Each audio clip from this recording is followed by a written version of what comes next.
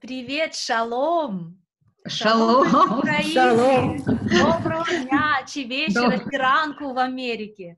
Дорогие девочки, дорогие зрители, онлайн-зрители, присоединяйтесь, уважаемые, потому что сегодня особый для меня эфир, я думаю, вам будет тоже интересно, потому что со мной на связи девочки, с которыми мы учились вместе в иностранно-цирковом училище, певицы, совершенно потрясающие певицы, которые исполняли музыку, исполняют и сейчас музыку идиш, еврейскую песню, скажем так, великолепно. Дуэт, кто помнит, а я думаю, многие помнят, модные в 90-х девчонки зажигали. Да, зажигали, да, действительно. Якобсфельд.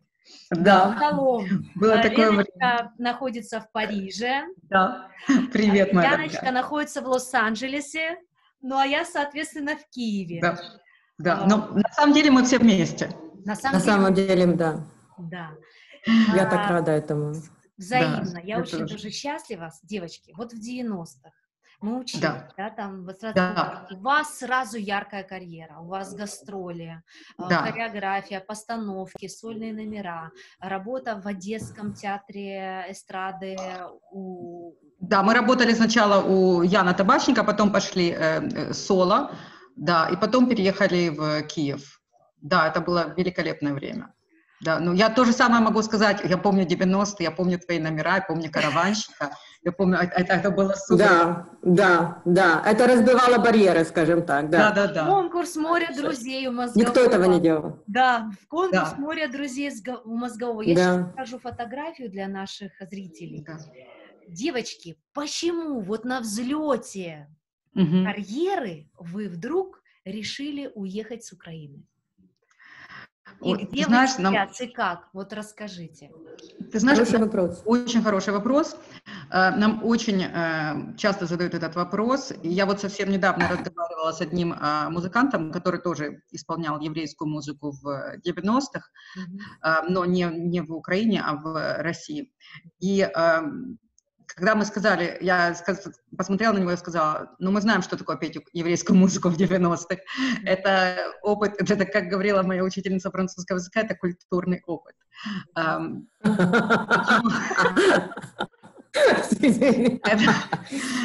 Дело в том, что уехали мы, я думаю, что я могу говорить за Янку, Янка, если что.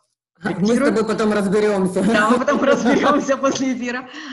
Дело в том, что мы очень не раз чувствовали потолок, который в Украине был у еврейского исполнителя. То есть ты можешь буквально разбиться в лепешку. Ты можешь сделать все, что угодно, но то, чего ты сможешь достичь, то признание, которое ты сможешь получить, оно всегда будет только на одном уровне, то, что позволено. И это то, что очень сильно обескураживало. С одной стороны, этот потолок, это чувство, что там, где кому-то нужно достаточно сделать один шаг, нам нужно взлететь в гранд-ЖТ. С одной стороны, это нас очень сильно толкало, заставляло нас быть перфекционистами.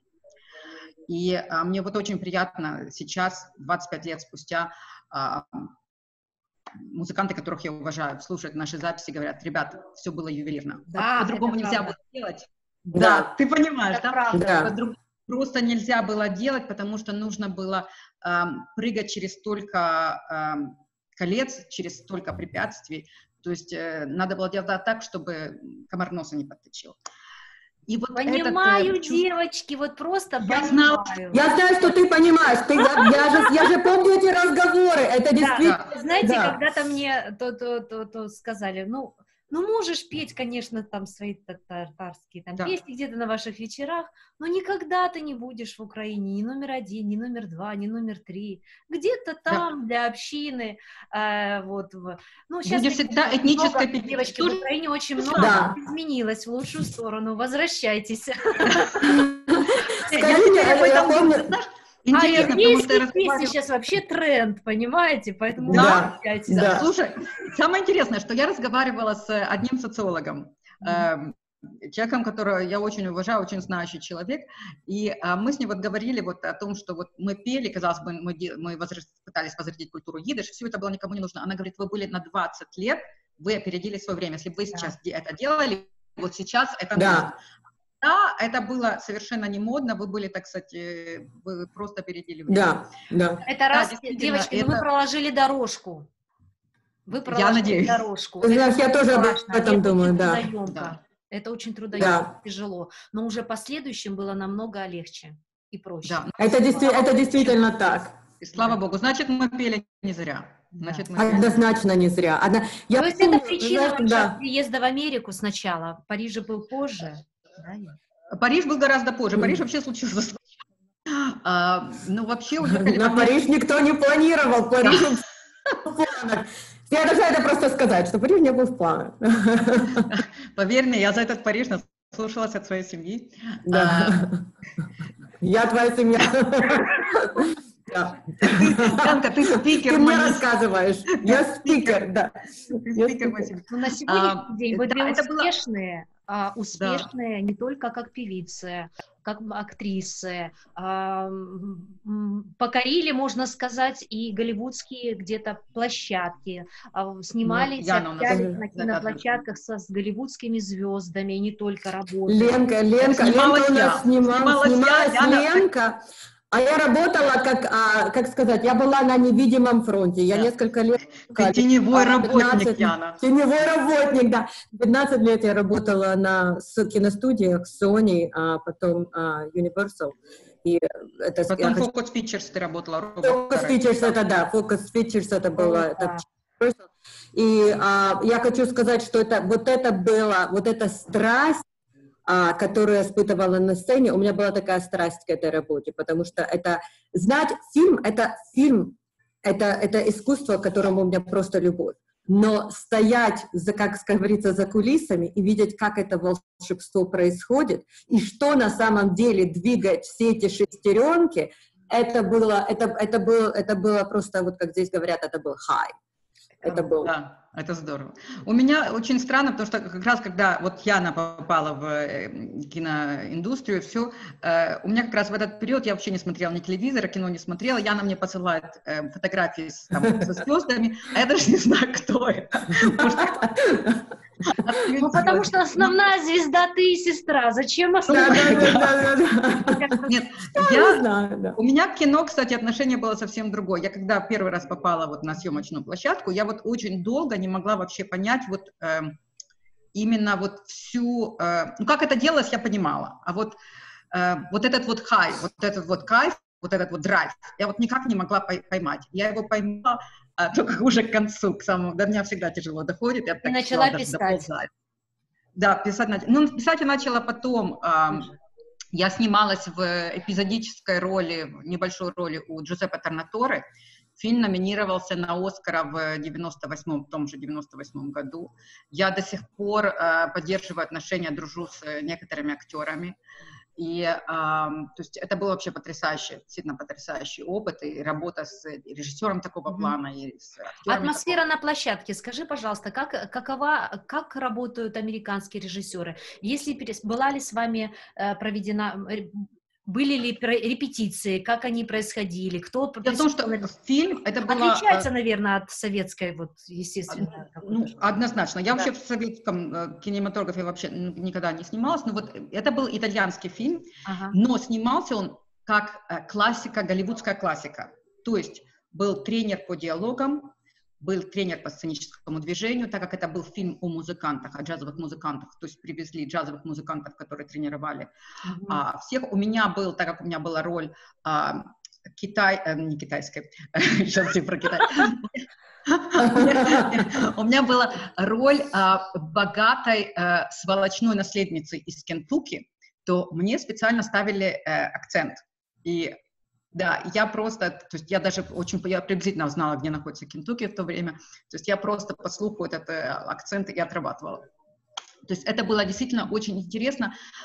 Вместе с тем, такие, например, вопросы, то есть такой подход, как вот, методический подход, то, что называется там в Америке называется метод, то есть Станиславский там, Это, то есть вопрос просто, почему я произношу эту фразу. Я помню, что помощника режиссера это поставила в тупик. Он говорит, зачем тебе знать? Я говорю, ну я же ее произношу, но я же должна знать, зачем я ее произношу. Конечно, предысторию, сюжетную да, линию. предысторию, что, от этой фразы я построю себе свой образ, что меня к этому привело. То есть вот такие вот моменты, было очень много разных моментов. Моменты, когда, скажем так, мы удивляли друг друга. То есть так как мы дополняли.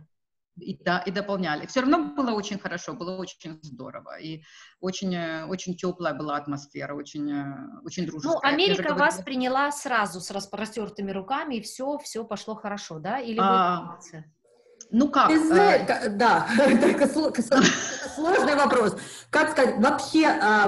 Я не думаю, что Америка вообще кого-то принимает с распростертыми руками. Я, скажем по-другому, я вообще не думаю, что есть вообще, может быть, есть, скажем так, может быть, есть отдельные истории миграции, когда ты приезжаешь, и страна тебя принимает с распростертыми руками, но это все равно не значит, что весь опыт эмиграции принимает тебя, для тебя расстилается красная дорожка.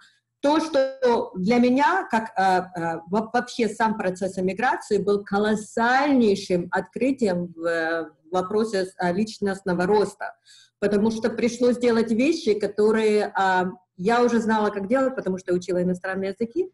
Когда ты что-то учишь, ты должен перестать задавать вопросы, ты должен просто принять ситуацию, абсорбировать то, что происходит у тебя. И когда мы приехали сюда, от нас с Леной, я опять-таки скажу за Лену, она мне погрозит пальцем, если что-то не так. Ты все время это делаешь. Говори, я пока кофе попью. Пришлось отпускать вопросы, а почему они говорят так, а почему они едят это, а почему делается так.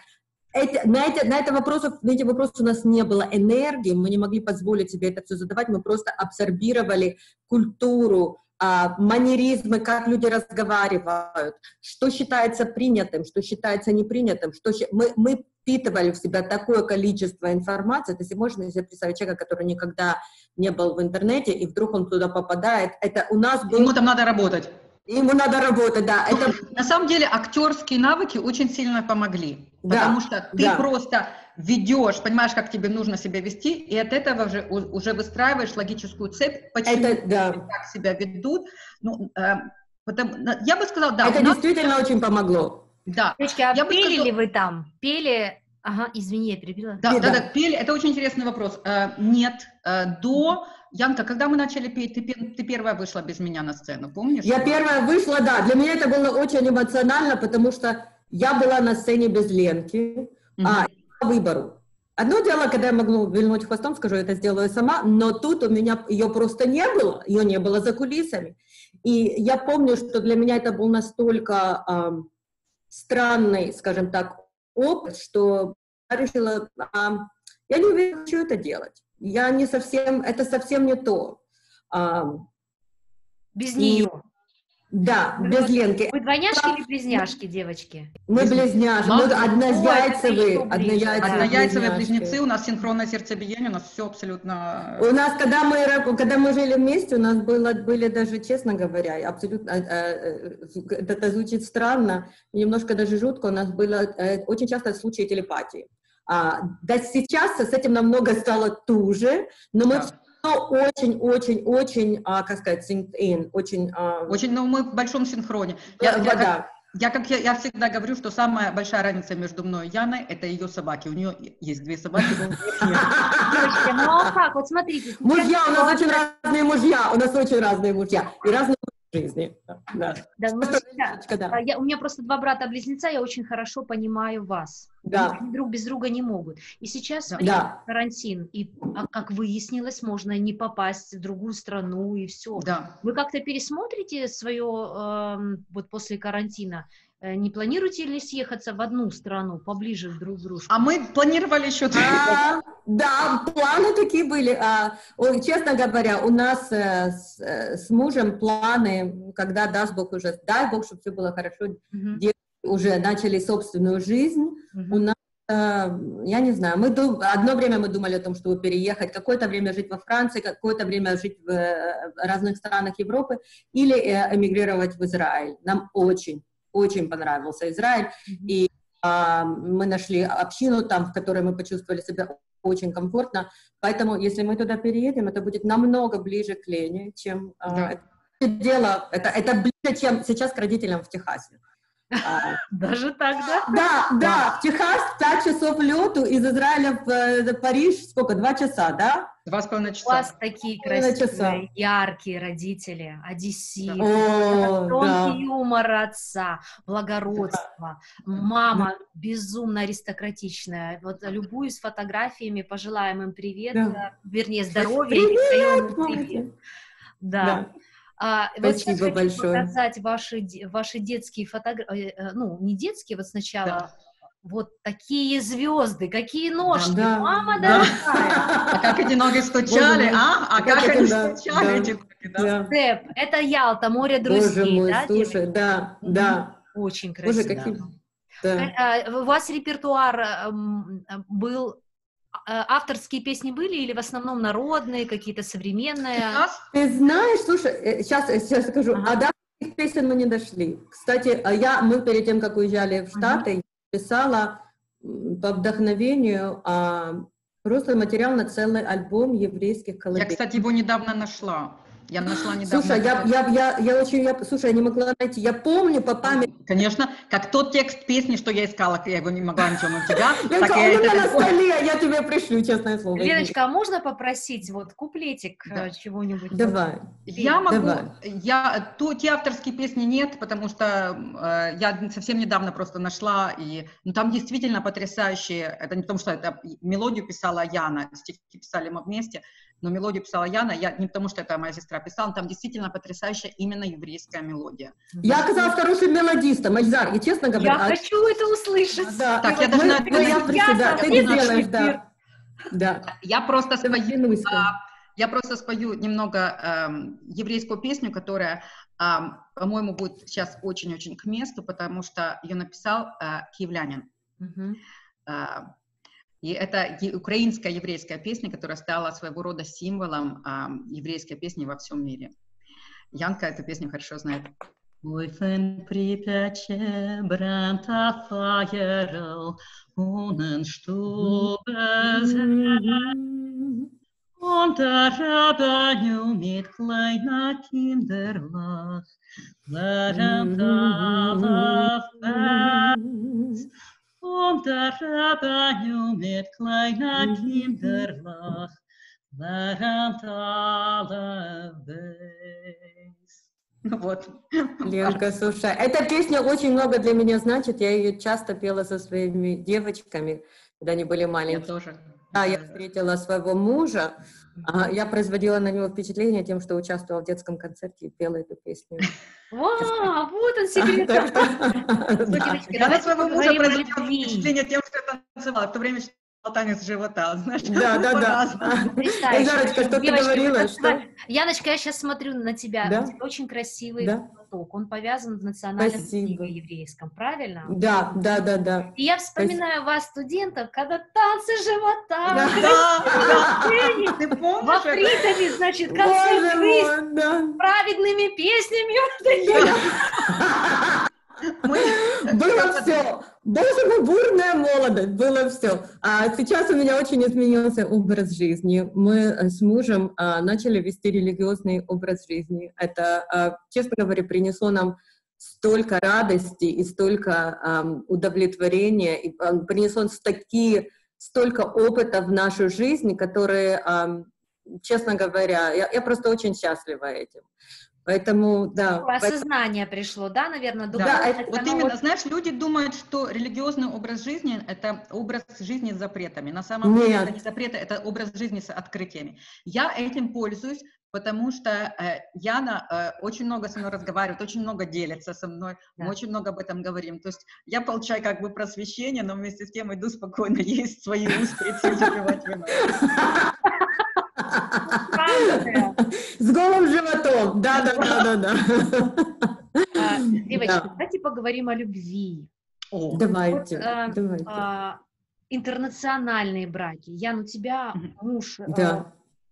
Американец. Причем американец, каких вот он типично Джек Восьмеркин американец, он такой вот 100% американец. Это просто как нарисовали, честно говоря. Янка, будем честны, он как два Джека Восьмеркина, если говорить по размеру, он как два Джека. Он Джек 16, да.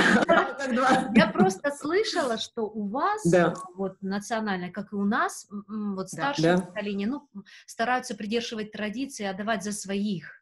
Вот, конечно. Что, вот, допустим, крымских татар народ очень малочисленный, и желательно. Да. Вот, и если, не дай бог, ну, вот так сложилось, это прям трагедия в семье. Да, это происходит, да. Хотя у нас в семье... Да, хотя у нас в семье не было такого давления, как бы, но как-то мы выросли уже... От родителей нет, от бабушек... Родителей нет, от бабушки, дедушки — это люди, которые пережили Холокост, ни про кого не сказано, поэтому от них действительно такое давление было, вплоть до каких только угодно прессинг был действительно такой существенный. Но мы с Ленкой пришли к этому сами, потому что, мне кажется, правильно? Да. Потому что в нас был такой... Потому что мы учились в иностранно-церковном училище. Говоришь, потому что когда ты составишь и строишь брак, отношения с человеком, у которого те же самые ценности, тот же самый взгляд, это все равно, что вам не надо рассказывать друг другу «Войну и мир». Вы уже на одной странице, вам не надо объяснять, пересказывать, то есть это намного проще. Ты знаешь, на что рассчитывает этот человек, ты знаешь, как что вас объединяет. Это действительно... Общие обычаи, традиции, все намного понятнее. Ценности, да. И вот, кстати, ты сказала вот о крымских татарах, что это вот небольшой народ, но все равно все стараются, так сказать, чтобы девочка вышла замуж. Да, чтобы сохранить традиции, это очень-очень важно. То же самое у ашкеназов. Ашкеназы, ну, это европейские евреи, они все переженились между собой. Да. И вот у меня первый брак был с американским евреем. И в моем опыте, в опыте очень многих моих знакомых, вот американские евреи и европейские, они как вода и масло, они смешиваются очень плохо. Могут быть счастливые браки, но если ты строишь брак именно с намерением сохранить вот свои европейские, еврейские традиции, то это будет супер тяжело.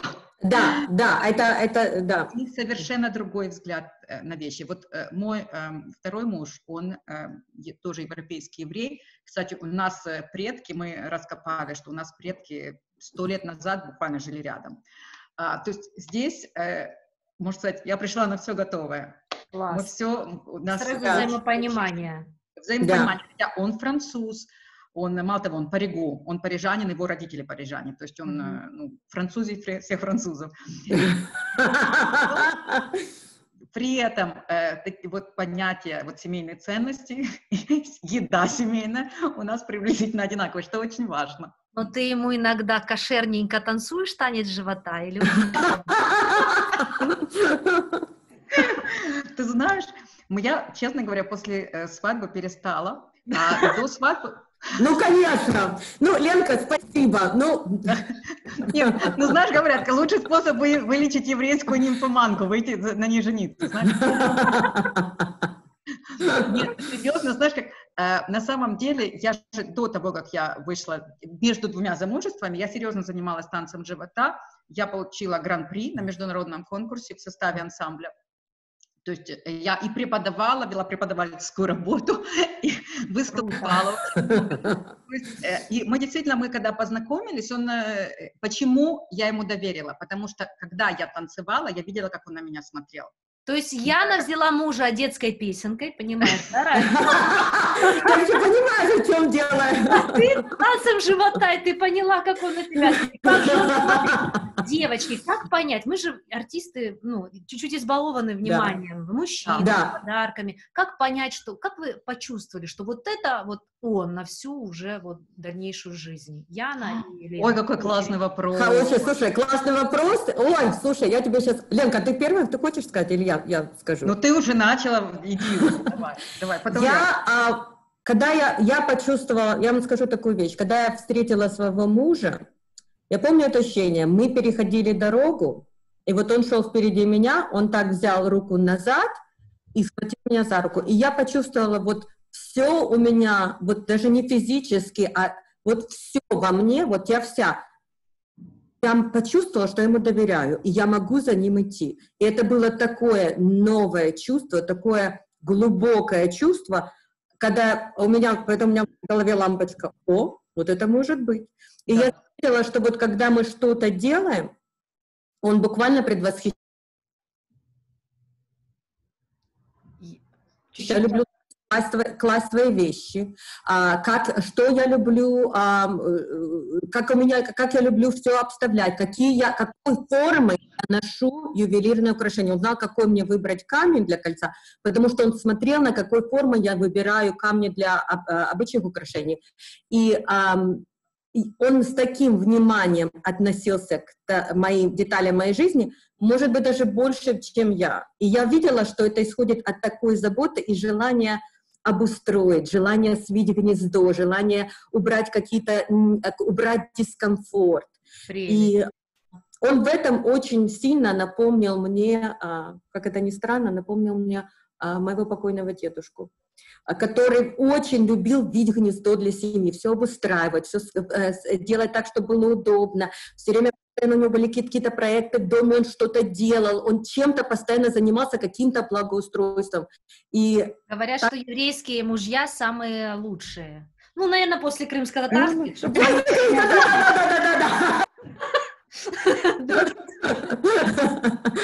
Разделили первое место, да. Класс.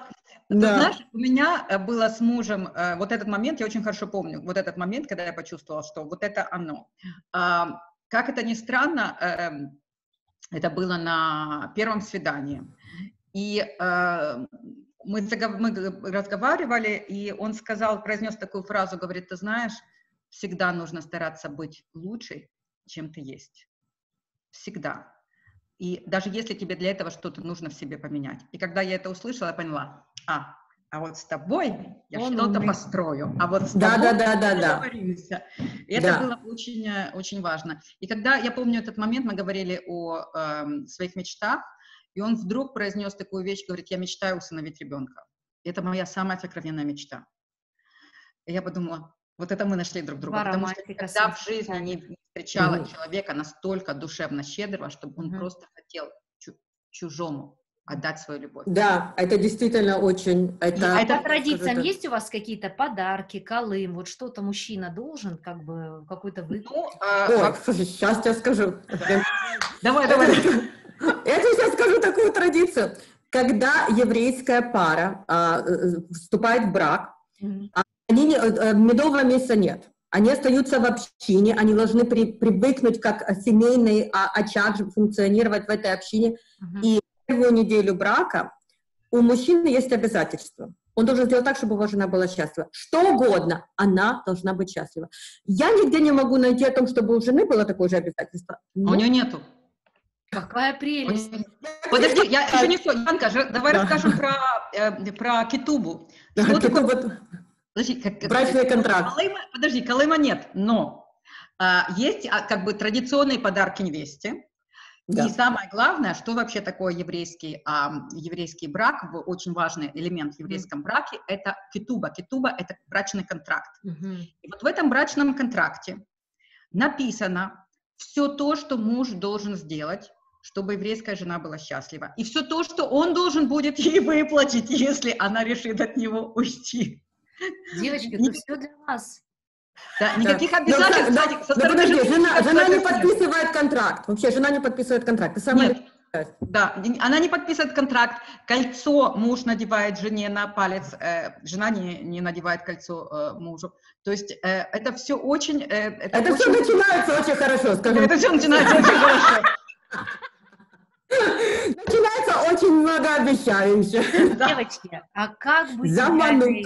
Возможно ли быть идеальной женой вот в нашем современном мире, да, и какая она идеальная жена, женщина сейчас в семье? Такой хороший. А зачем быть идеальной? Зачем быть идеальной? Идеально это скучно. Наоборот, нужно иметь такие интересные недостатки, чтобы с тобой всегда было весело.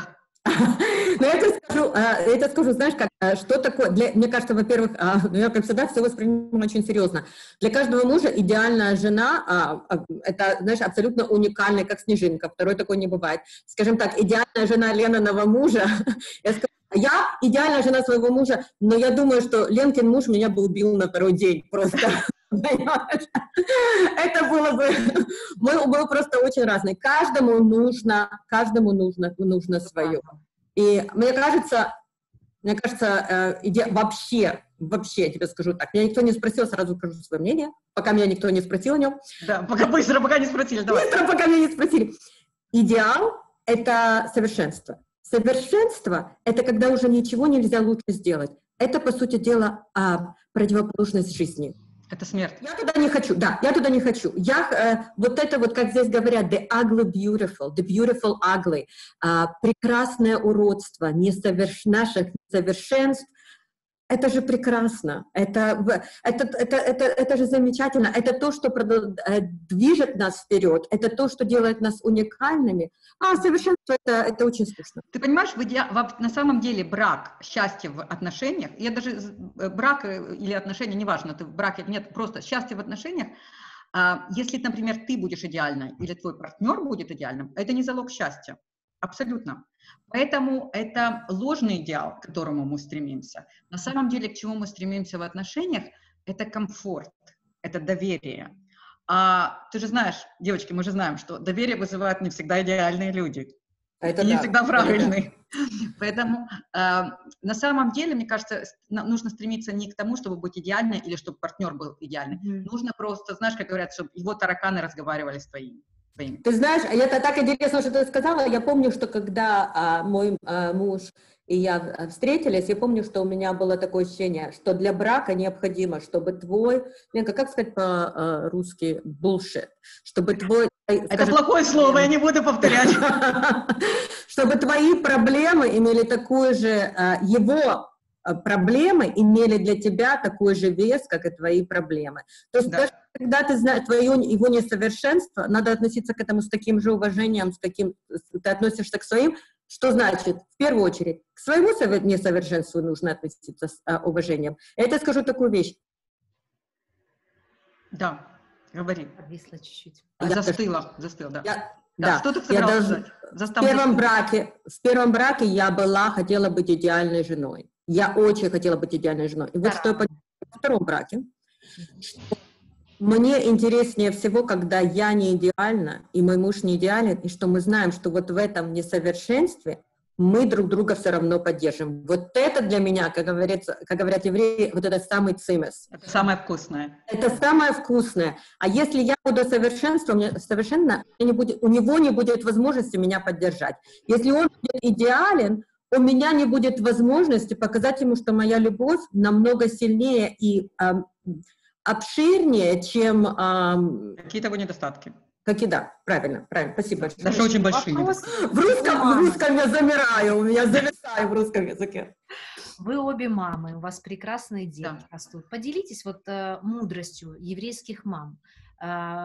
Генетически, наверное, заложено какие-то секреты воспитания, что необходимо делать с детками, какие, может быть, на какие-то предметы делать акцент, как вовремя определить талант ребенка и направить его в этом направлении, поддержать. Есть ли какие-то такие советы? Вот? Это я спрашиваю тоже. Ты знаешь, знаешь, как есть, извини, это ты спрашиваешь, как с точки зрения еврейской философии, еврейской практики? Да. Вот какие-то закладываются, вот... Смотри, есть очень классное, в Талмуд, это еврейский свод законов, там есть очень хорошее описание воспитания ребенка, что отец это родитель, как бы это может быть и отец, и мать, отец правой рукой ребенка отталкивает, а левой притягивает к себе. Это описание родительства. То есть ты как бы отталкиваешь ребенка и притягиваешь к себе одновременно. Кажется, потому что сказано, отталкиваешь и притягиваешь. На самом деле попробуй это сделать. Ты отталкиваешь и притягиваешь. Что ты делаешь с человеком? Ты его поворачиваешь. Вот это весь смысл воспитания. Не надо ломать, не надо рвать его куда-то, не надо с ним что-то сделать. Поверни его просто. Потому что все уже в нем заложено. Каждый человек — это вселенная. И совершенно, и несовершенно. И как весь наш огромный мир. Каждый человек божественный. Его нужно иногда просто повернуть. Я думаю, что наш принцип воспитания очень, то, как мы с Яной воспитываем детей, очень сильно основан также вот на тех принципах, вот как воспитали нас. Где-то как нас воспитали, а где-то мы делаем в полную противоположность. То есть, например, с нами всегда обращались с детства, как с маленькими взрослыми. С нами всегда говорили с уважением. И Это мы да. с своими детьми с уважением. И вот, пожалуй, это очень... Да. Вот это вы, с детства такие красавицы. Та, которая улыбается, это Пастрина Ленкина выражение лица. У меня всегда серьезное выражение лица. Нет, всегда было серьезное выражение лица. И, пожалуй, это так. Ну вот, скажи мне, а вот как у вас? Есть у вас какие-то традиции воспитания детей? Ну, наверное, есть. У меня сын мой друг, девочки. Ну, вот мой друг. Как-то так получилось. Вот. Мы друзья. Рано. Вот это очень, вот когда мы встречались тогда, это очень четко почувствовала, что у вас вот такая вот спайка. Где-то он меня уже воспитывает, потому что он уже взрослый, 20 лет. Да. Мы друзья, знаете, что я заметила, вот когда было раньше, больше работы, концерты, поездки, и он, видимо, не хватало мамы. Почему? Потому что он сейчас взрослый, первый вопрос, заходя в дом, а мама дома? А мама дома? Ну, то есть оно вот как-то вот это гастрольное, видимо, да. Дети иногда нас как не насытились, да, в детстве? Да. Я думаю, вы тоже где-то понимаете меня. Когда на работе постоянно, еще что-то, и ребенок вот не насытился мамочкой. Вот да. Ну, это прекрасно. Это замечательно. Всегда любовь, всегда желание быть вместе. Это то, с чем мы выросли, очень сильная спайка в семье. Ты знаешь, скажу, что растить детей в Штатах, это совсем не то, что смотреть американские фильмы о том, как здесь растят детей. В Штатах дети находятся на постаменте, вот, вам должно быть лучше, чем было мне. Вам обязательно должно быть комфортно. У вас обязательно должно все быть. Вам все для вас, все для вас, все для вас. Еврейская философия воспитания детей немножко с этим конфликтует. Поэтому Потому что у евреев все-таки приоритет не на создании комфорта для ребенка, а того, чтобы вырастить хорошего целостного человека. Да. Человека, который, например, вопрос в Америке, особенно в Калифорнии, где живет Яна, приоритет на том, что моим детям должно быть лучше, чем мне. У евреев не так. Мой ребенок должен быть лучше, чем я. Правильно. Даже когда, я это скажу с самого начала, когда я начала вести религиозный образ жизни, я заметила, что мои друзья в синагоге не целуют детей. Они их держат, они их обнимают, но никто не целует их. И мне потом сказали, что это такой обычай, напоминать себе и детям, что ты не можешь никого любить больше Бога. И сначала я подумала, нет, меня это даже как-то возмутило, а потом я подумала, как же это замечательно, что и дети, и родители постоянно помнят о том, что есть что-то выше их, что не они венцы создания, честно говоря, совсем даже наоборот. И поэтому я хочу сказать, что для меня это очень много значило. Но американский подход к воспитанию детей, мне кажется, проходит какую-то переходную стадию. Это я параллельно вами любуюсь. Я слушаю и любуюсь параллельно. Я вспомнила, что у меня есть эти бусы, надо их опять одеть. Как хорошо, что мы сделали зум, она вспомнила про бусы, да. Кому что? Я, кстати, тоже про свои вспомнила, да. Ой, хорошие бусы, надо будет одеть. Вы отвлекаетесь, не обращайте внимания. Я параллельно показываю, знаешь, как этот монтаж, параллельный монтаж. Смотри, когда я приехала в Европу, когда мы вернулись в Европу после 15 лет жизни в Америке, и в Америке, конечно же, знаешь, что мне там очень нравится в воспитании с детьми, то, что с детьми разговаривают очень уважительно, очень корректно, очень, знаешь, конечно же, никто не будет кричать, никто не будет оскорблять, это в жизни никому в голову не придет. То есть отношение к детям необыкновенно корректное. Девочки, порекомендуйте, куда переезжать, где лучше, где?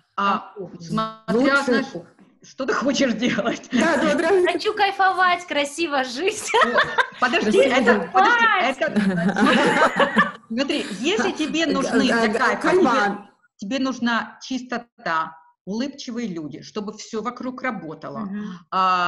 Может быть, не такое наличие там культурной жизни в плане истории там или что-то, масса развлечений. Лена сейчас Израиль мне посоветует.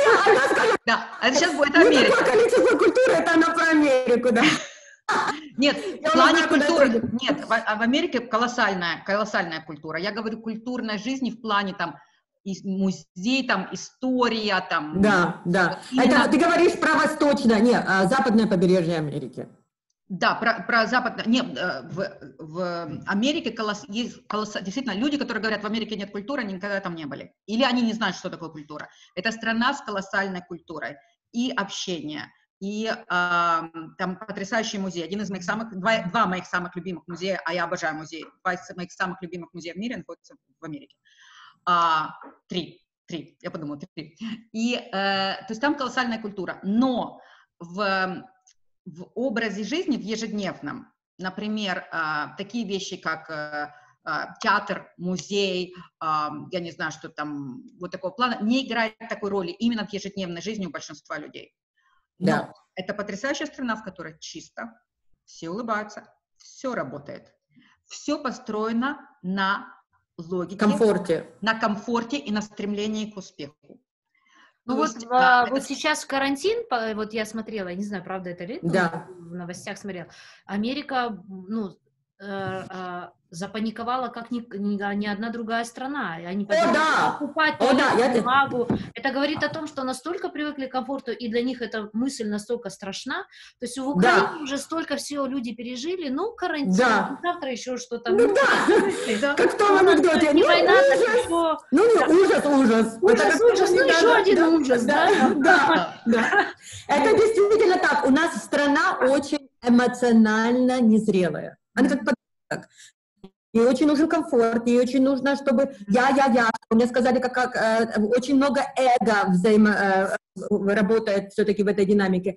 Но люди очень избалованы. Они избалованы, потому что капитализм в этой стране был построен десятилетиями, если не больше, на комфорте, на том, чтобы тебе было хорошо, тебе было легко. Англосаксонская модель — это на приобретение, то есть на том, ты строишь экономику, так сказать, пока ты приобретаешь, пока ты покупаешь, пока ты что-то создаешь себе зону комфорта.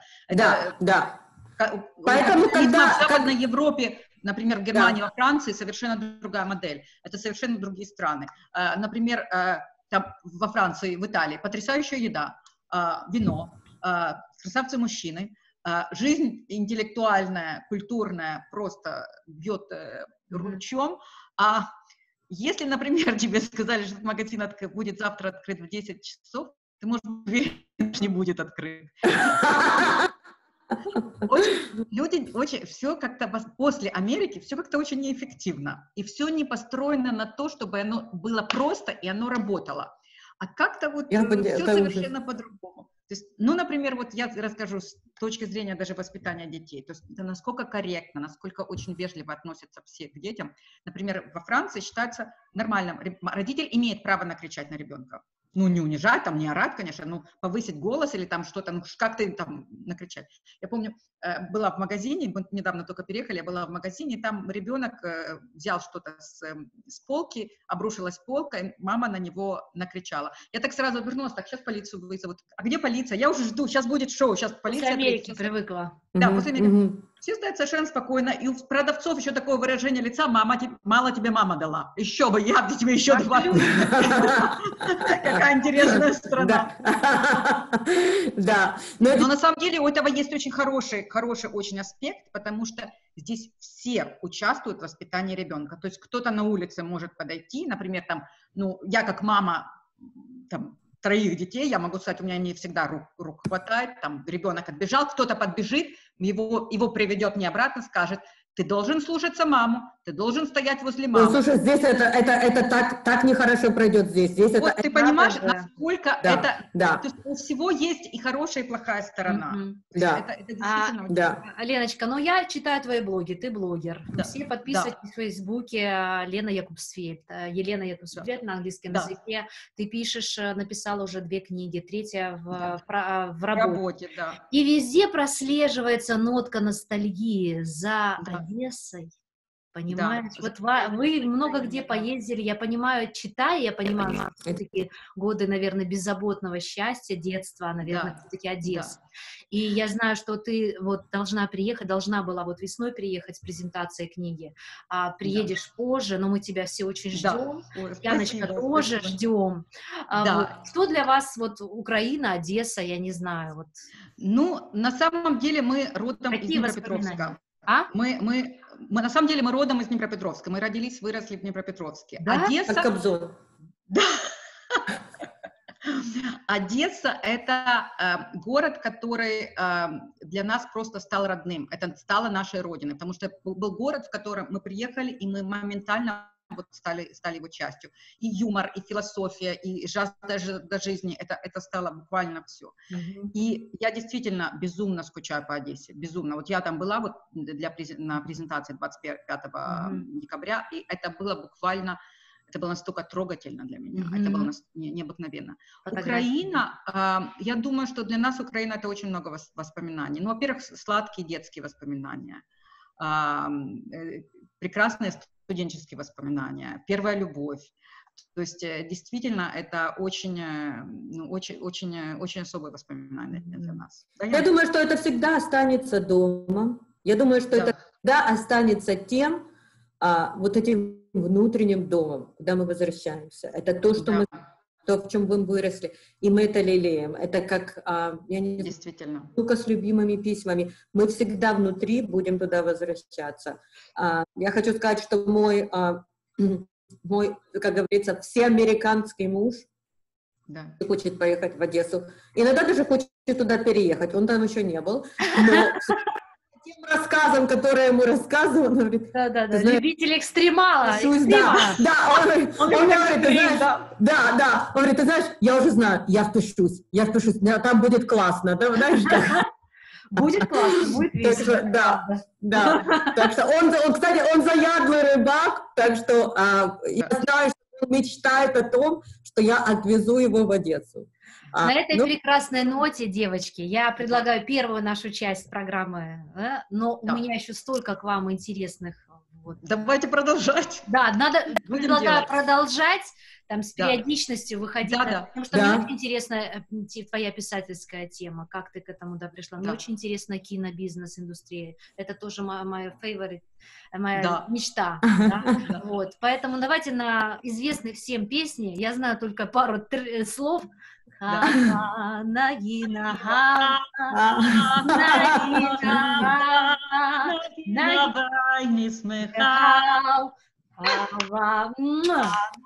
Люблю вас. Спасибо, девочки. Спасибо. Люблю вас. Обнимаю. До скорых встреч.